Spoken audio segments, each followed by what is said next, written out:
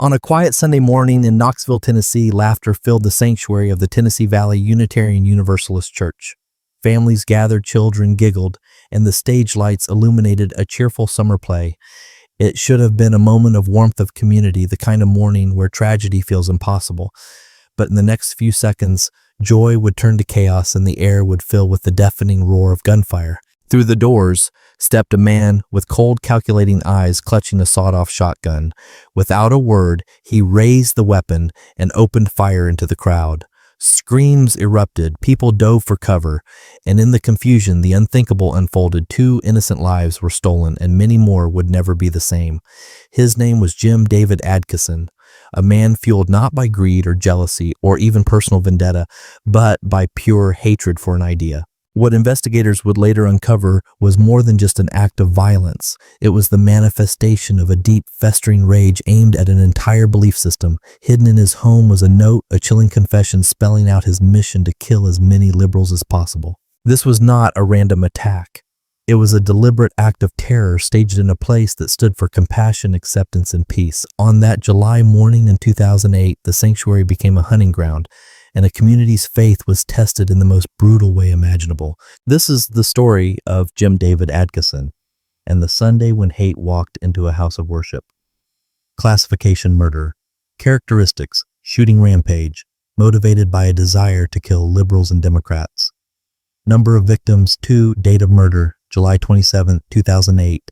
Date of arrest: same day. Date of birth: June 25, 1950. Victim profile: Greg McKendry, 60, and Linda Krager, 61. Method of murder: shooting Remington Model 48, 12-gauge shotgun. Location: Knoxville, Tennessee, USA. Status: pleaded guilty.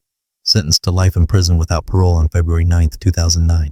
Knoxville Unitarian Universalist Church shooting. On July 27, 2008, a politically motivated fatal shooting took place at the Tennessee Valley Unitarian Universalist Church in Knoxville, Tennessee, United States. Motivated by a desire to kill liberals and Democrats, gunman David Adkisson fired a shotgun at members of the congregation during a youth performance of a musical, killing 2 people and wounding 7 others. Shooting. The Unitarian Universalist Church hosted a youth performance of Annie Jr. Some 200 people were watching the performance by 25 children when Adkisson, born June 25, 1950, entered the church and opened fire on the audience. Adkisson pulled a Remington Model 48 12-gauge shotgun out of a guitar case and began firing. At first, people thought that the loud bangs of the gunshots were part of the play. One person was killed. At the scene, Greg McKendry, a longtime church member and usher who deliberately stood in front of the gunman to protect others. Later that night, a 61-year-old woman, Linda Krager, died from wounds suffered during the attack. Krager was a member of Westside Unitarian Universalist Church in Farragut. Others injured by the shotgun blasts include TVUUC member Tammy Summers and visitors John Worth, Joe Barnhart, Jack Barnhart, and Linda Chavez. Allison Lee was injured while escaping with her young children. The shooter was stopped when church members John Bostet, Robert Birdwell, Arthur Bolds, and Terry Uselton and visitor Jamie Parkey restrained him. The Knoxville Police Department KPD responded within 3 minutes of the 911 call, and ambulance services arrived only minutes later. Motivations. Adkisson, a former private in the United States Army from 1974 to 1977, said that he was motivated by hatred of Democrats, liberals, African Americans, and homosexuals. According to a sworn affidavit by one of the officers who interviewed Adkisson on July 27, 2008. During the interview, Adkisson stated that he had targeted the church because of its liberal teachings and his belief that all liberals should be killed because they were ruining the country, and that he felt that the Democrats had tied his country's hands to the war on terror, and they had ruined every institution in America with the aid of major media outlets. Adkisson made statements that because he could not get to the leaders of the liberal movement, that he would then target those that had voted them into office. Adkisson stated that he had held these beliefs for about the last 10 years. Additionally, one of Adkisson's former wives had been a member in the 1990s of the church where the attack occurred. Adkisson's manifesto also cited the inability to find a job and that his food stamps were being cut. His manifesto stated that he intended to keep shooting until police arrived and expected to be killed by police. Adkisson had a waist satchel with more ammunition totaling 76 shells of number 4 shot. In his manifesto, Adkisson also included the Democratic members of the House and Senate and the 100 people who are screwing up America of Bernard Goldberg in his list of wished-for targets. Response: many Unitarian Universalist congregations held special vigils and services in response to the Knoxville shooting. The Tennessee Valley Unitarian Universalist Church scheduled a rededication ceremony on August 3, 2008, at which the Rev. Dr. John A. Behrens, a former president of the Unitarian Universalist Association UUA and former pastor of TVUC, spoke. The UUA president, Reverend William G. Sinkford, spoke at a vigil held at Second Presbyterian Church in Knoxville on July 28, 2008. A relief fund was created by the UUA and its Thomas Jefferson district to aid those affected by the shooting. On August 10, 2008, the Unitarian Universalist Association took out a full-page ad in the New York Times. The ad carried the message, "Our doors and our hearts will remain open." The Unitarian Universalist Association carried comprehensive coverage of the response of the UU faith community online. The TVU's board voted to rename the greeting hall to honor Greg McKendry, citing his outgoing and friendly personality, and to rename the church library to honor Linda Krager, citing her work as an author and professor. An oil painting of Greg McKendry was hung over the fireplace in the greeting hall. Legal proceedings. At his first court appearance, Adkisson waived his rights to the preliminary hearing and requested the case go directly to the grand jury. Adkisson was represented by public defender Mark Stevens. Stevens indicated that this move was taken to get the case to trial stage as quickly as possible so resources would become available for a mental health assessment of Adkisson, indicating a possible insanity defense. According to a KnoxNews.com article of August 21, 2008, Adkisson was arraigned that day on charges of murder and attempted murder, and a trial date of March 16, 2009 was set. He remained in jail on a $1 million bond. Also, according to that article, authorities haven't said whether Adkisson might face federal charges in the shooting, but the FBI has opened a civil rights probe. On February 4, 2009, lawyers representing Adkisson announced that he would plead guilty to 2 counts of murder, accepting a life sentence without possibility of parole. On February 9, 2009, Adkisson pleaded guilty to killing 2 people and wounding 6 others. "Yes, ma'am, I am guilty as charged," he told criminal court judge Mary Beth Leibowitz before she sentenced him to life in prison without parole. A mental health expert had determined that Adkisson was competent to make the plea, although public defender Mark Stevens was prepared to argue at the trial that his client was insane at the time the crime was committed. Victims and church members wept as the prosecutor described the wounds that killed Greg McKendry and Linda Krager. The judge gave Adkisson a chance to address members of the congregation before sentencing him. "No, ma'am," he snapped. "I have nothing to say." John Bostedt, one of the church members who tackled Adkisson, said he didn't believe that Adkisson was insane, but that he had been manipulated by anti-liberal rhetoric. "Unbalanced, yes. Bitter, yes. Evil, yes. Insane, not in our ordinary use of the word," Bostedt said. Assistant District Attorney Leslie Nassio said Adkisson gave a statement to police which showed that he planned the attack on the church because he believed that Democrats and the church's liberal politics were responsible for his woes. Evidence showed that Adkisson bought the shotgun a month before the attack, sawed off the barrel at his home, and carried the weapon into the church in a guitar case he had purchased 2 days before the shooting. He had written a suicide note and intended to keep firing until police officers arrived and killed him. As of 2018, Adkisson Thomas 80450456 is incarcerated in the Northwest Correctional Complex NWCX prison of the Tennessee Department of Corrections. He has been incarcerated since July 27, 2008, March 12, 2009. Knoxville 10. An unemployed truck driver seething over liberalism told police he opened fire in a church last year because it harbored gays and multiracial families, and he hoped others would follow his example. Prosecutors opened their case file Thursday on Jim David Adkisson, 58, who pleaded guilty a month ago to killing 2 people and wounding 6 others at the Tennessee Valley Unitarian Universalist Church in Knoxville. The file includes interviews with investigators and a suicide note Adkisson left in his car. Now serving a life sentence, Adkisson told police during an hour-long interrogation 3 hours after the July 27th shooting that he was unemployed, depressed, and ready to take his anger out on what he called an ultra-liberal church that never met a pervert they just didn't embrace. "They just glory in these weirdos and sickos and homos," he said in an interview recorded by investigators. He also railed against the Unitarian church. "That ain't a church, that's a damn cult," Adkisson said. The Knoxville church said in a statement Thursday that the congregation was still healing and that many hoped Adkisson would also be healed of whatever motivated his actions. Adkisson walked into the church, pulled a sawed-off shotgun from a guitar case, and fired into a congregation of about 230 people watching a children's musical performance. He expected police would kill him. Instead, church members wrestled him to the ground. Recorded calls to Knox County's 911 center proved the panic and rapid response by church members. Just 4 minutes after the first 911, a police officer reports Adkisson is in custody. Shortly after, a woman caller told dispatchers of the attack, a man calling from the church reported that worshipers had disarmed the attacker and weren't about to let him go. "They may beat him to death, but they've got him," the caller said. Adkisson left a 4-page suicide note in his SUV in the church parking lot.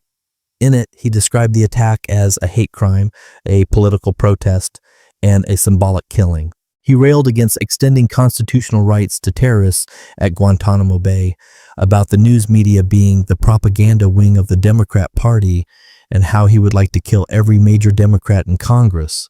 But he said they were inaccessible and decided to go after the foot soldiers, the expletive liberals that vote in these traitorous people. Adkisson concluded, "I'd like to encourage other like-minded people to do what I've done. If life ain't worth living anymore, don't just kill yourself. Do something for your country before you go. Go kill liberals." Adkisson told police he had never attended the church, but his fifth wife, Liza Alexander, who divorced him in 2000, had attended the church and convinced him to work as a counselor at Unitarian youth camps. "I was in a marriage and I loved this woman, but I'd never been around somebody that liberal in my life," he said. Before she divorced him, Alexander got a protection order claiming Adkisson threatened to blow my brains out and then blow his own brains out, according to file documents. Catherine Murray, who was friends with the couple, told police Adkisson had drug and alcohol problems and basically was afraid of anybody or anything that was not like him. Adkisson had worked a series of industrial jobs, including as a pipe worker at a Tennessee Valley Authority nuclear plant and on the Saturn Corp auto assembly line until 2006. He complained in his suicide note and later in his interview with police that he was always being laid off and his prospects were growing slim as he got older. Again, he blamed liberals and Democrats. He entered the church with 50 shotgun cartridges. He told police he planned to kill every adult in the sanctuary but would spare the children because they also were victims.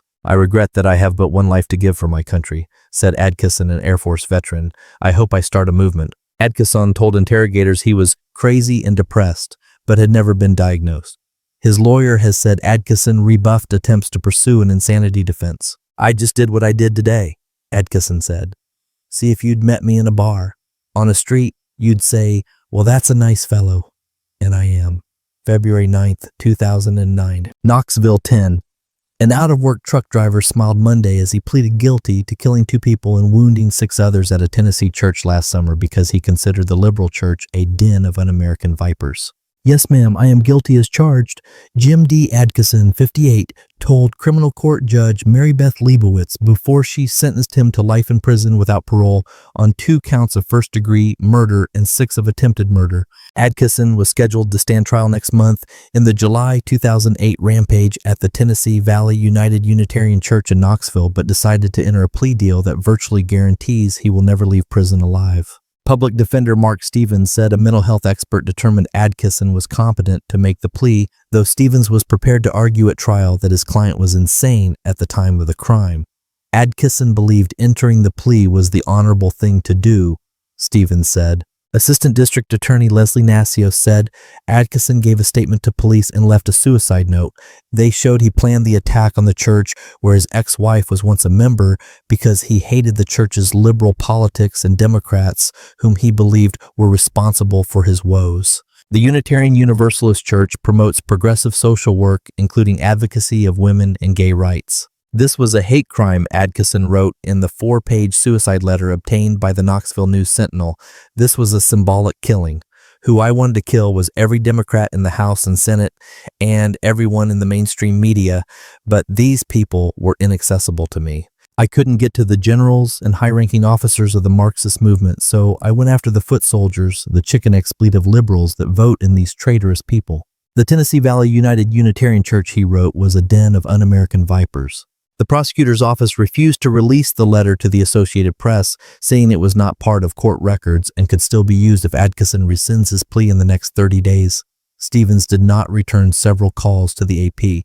Nassio said Adkisson bought the shotgun a month before the attack, sawed off the barrel at his home, and carried the weapon into the church in a guitar case that he bought 2 days before the shooting. He had more than 70 shotgun shells with him and planned to keep firing until officers killed him, police have said. But church members intervened and wrestled him to the ground. Victims and church members wept as the prosecutor described the wounds that killed longtime church member Greg McKendry, 60, who blocked the shots from hitting others, and retired English professor Linda Krager, who had come to see the play. The church honored them during a 60th anniversary celebration on Sunday. 2 survivors each lost vision in one eye. One was left in a coma for several days after the shooting, and another has endured several follow-up surgeries since. "I think I am going to move on," said victim Tammy Summers, 38, who suffered a traumatic brain injury and only recently returned to work. "But he is in prison, and I want him to stay in prison." Several church members believed Adkisson showed no remorse. When he came into the courtroom, he had a look of sheer evil on his face. He really did. Evil as well as arrogance, said Vicky Masters, who directed the children's play. The judge gave Adkisson a chance to talk to the congregation before sentencing him. "No, ma'am," he snapped. "I have nothing to say. He is in the right place, and I am very satisfied," said Brian Griffin, who directs the Sunday school program. "This is justice. He is gone." John Bostedt, one of the church members who tackled Adkisson, said he didn't believe Adkisson was insane, but was manipulated by rhetoric aimed at liberals. "Unbalanced, yes. Bitter, yes. Evil, yes. Insane, not in our ordinary use of the word," Bostedt said. "There are a lot of people who hate liberals, and if we stir that around in the pot and on the airwaves, eventually there will be people like Adkisson who get infected by the violent rhetoric and put it into violent action," he said. Bostedt said he was worried about future violence. "Do you think there are other Jim Adkissons out there listening to hate speech?" "I do." July 28, 2008, 28th. Knoxville 10. An out-of-work truck driver accused of opening fire at a Unitarian church, killing 2 people, left behind a note suggesting that he targeted the congregation out of hatred for its liberal policies, including its acceptance of gays, authorities said Monday. A 4-page letter found in Jim D. Adkisson's small SUV indicated he intentionally targeted the Tennessee Valley Unitarian Universalist Church because the police chief said he hated the liberal movement and was upset with liberals in general as well as gays. Adkisson, a 58-year-old truck driver on the verge of losing his food stamps, had so rounds with him when he entered the church and pulled a shotgun from a guitar case during a children's performance of the musical Annie. Adkisson's ex-wife once belonged to the church, but hadn't attended in years, said Ted Jones, the congregation's president. Police investigators described Adkisson as a stranger to the congregation, and police spokesman Daryl DeBusk declined to comment on whether investigators think the ex-wife's link was a factor in the attack. Adkisson remained jailed Monday on $1 million bond after being charged with 1 count of murder. More charges are expected. 4 victims remained hospitalized, including 2 in critical condition.